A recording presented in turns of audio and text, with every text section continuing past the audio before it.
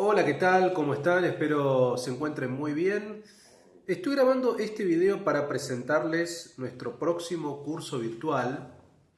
que va a iniciar el 24 de septiembre, obviamente en la plataforma Cursa Virtual, donde siempre ofrecemos nuestros seminarios, y que por primera vez va a ser, esto es algo que me pone muy contento, siempre anunciar cursos que nunca di, o sea, que no están disponibles en la tienda de Cursa Virtual, por lo menos por ahora. Y que será un curso de la crítica de la razón pura de Immanuel Kant. Hace bastante tiempo que quería hacer un curso sobre algún texto clásico de la filosofía clásica, dado que nuestros seminarios tienen más que ver con la filosofía contemporánea, con el siglo XX, con autores franceses. Pero bueno, Kant es un filósofo fundamental, que siempre me interesó muchísimo y me parecía que era un buen momento de hacer una lectura minuciosa de su clásico, La crítica de la razón pura, de 1781.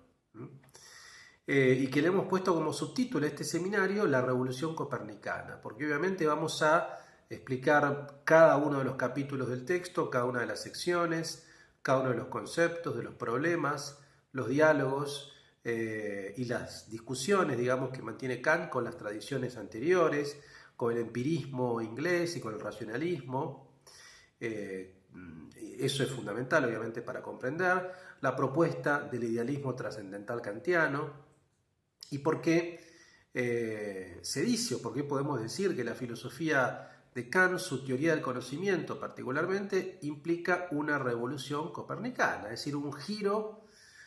radical en la relación entre sujeto-objeto y cómo el sujeto es el que determina el objeto de conocimiento, cómo es el sujeto el que construye el objeto de conocimiento a partir de sus facultades, la sensibilidad y el entendimiento.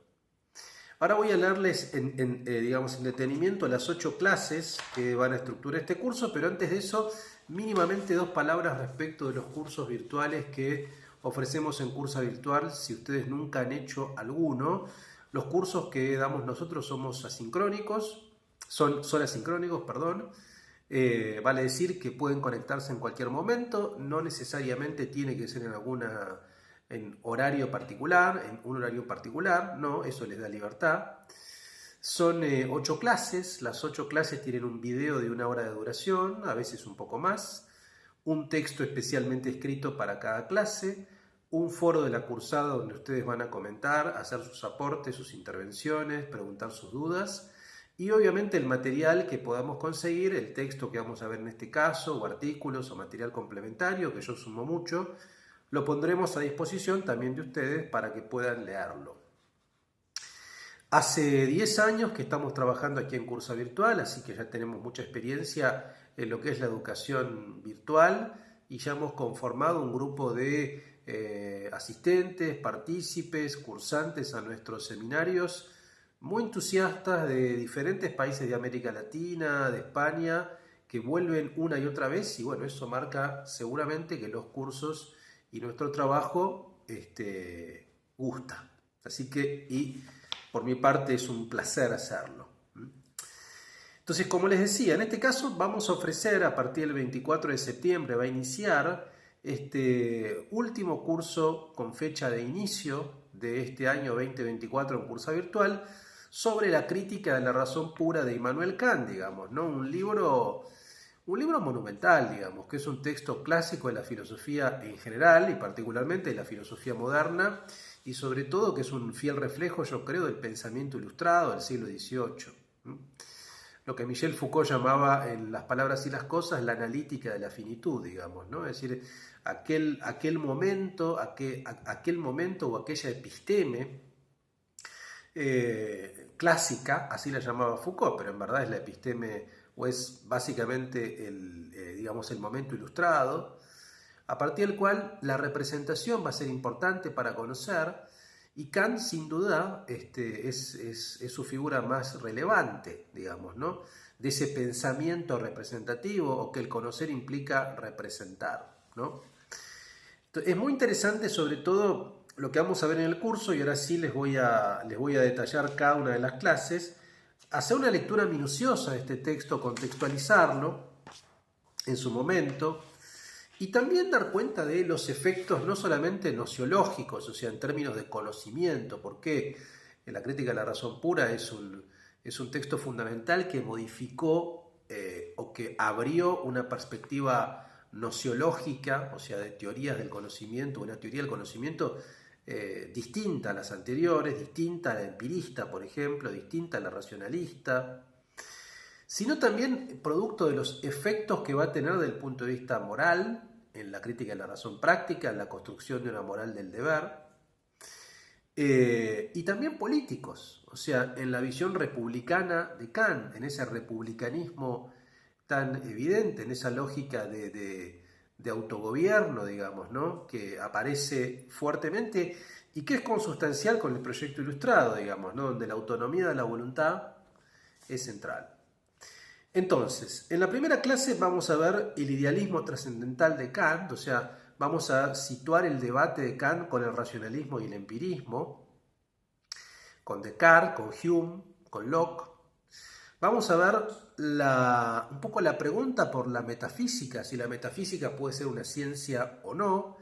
y en función de eso los juicios sintéticos a priori, que va a ser la clave para poder responder esa pregunta.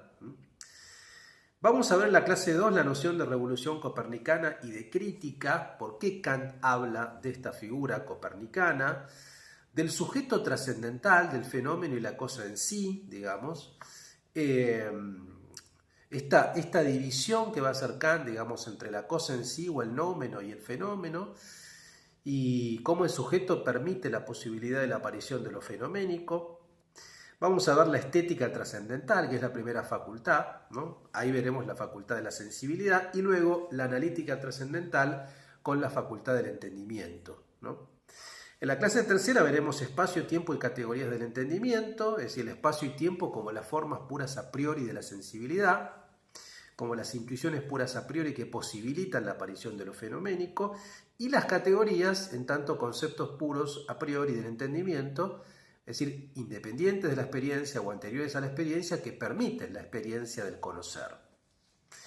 En la clase cuarta veremos el método sintético, la percepción trascendental, la lógica trascendental, que es un tipo de lógica que lleva más allá o que amplía o que en todo caso desarrolla lo que la lógica de Aristóteles no tomaba en cuenta o no tomaba en consideración, ir más allá de la mera validez o invalidez de un razonamiento, sino sobre todo dar cuenta de la verdad, o sea, dar cuenta del objeto de conocimiento y de algún tipo de criterio de verdad, ¿no? De adecuación entre las proposiciones y el mundo concreto, digamos, ¿no? Y esa referencia al mundo concreto, y ahí la lógica trascendental kantiana va a ser un aporte muy importante. Luego veremos la clases quinta y sexta, la deducción metafísica, o sea, cómo Kant deriva las categorías de los juicios, y la deducción trascendental, donde veremos la verdad como adecuación entre forma lógica y objeto, es decir, cómo las categorías tienen que referir o refieren a objetos concretos, ¿no? Fenoménicamente hablando, ¿no? La clase séptima veremos el esquematismo, la función de la imaginación, la facultad de la imaginación como clave para entender esta tercera síntesis, además de la sensibilidad, de la síntesis de la sensibilidad y de la síntesis del entendimiento, que va a ser entre la sensibilidad y el entendimiento y que va a permitir por consolidar esta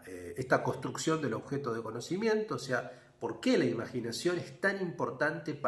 es central, digamos, para Kant, y el esquematismo obviamente como su forma. Y por último la clase octava, que titulé Del conocimiento a la ética, los objetos metafísicos como ideales reguladores de la acción moral, es decir, qué es lo que pasa una vez que determinamos que la metafísica no será una ciencia, cuál es el rol de los objetos metafísicos, de Dios, de la libertad, de la inmortalidad del alma, es decir, ¿tiene algún tipo de rol? Bueno, sí, veremos que sí, y vamos a ver cómo esos objetos, esos ideales reguladores, van a ser determinantes en la moralidad de la acción, en la ética de Kant. Así que veremos la última clase también algunos pasajes de la crítica de la razón práctica y haremos una conclusión del pensamiento kantiano. Así que bueno, espero que les interese esta propuesta. Seguramente ustedes quizá han leído algunos fragmentos de la crítica de la razón pura en función de su formación. Seguramente el curso va a ser interesante para aquellos que vengan de muchas formaciones, dado que Kant es un filósofo que interesa a la gente que viene de las ciencias sociales, del derecho, de la psicología también, del psicoanálisis también particularmente, de mucho tipo de formación, incluso de la estética, digamos, obviamente es fundamental,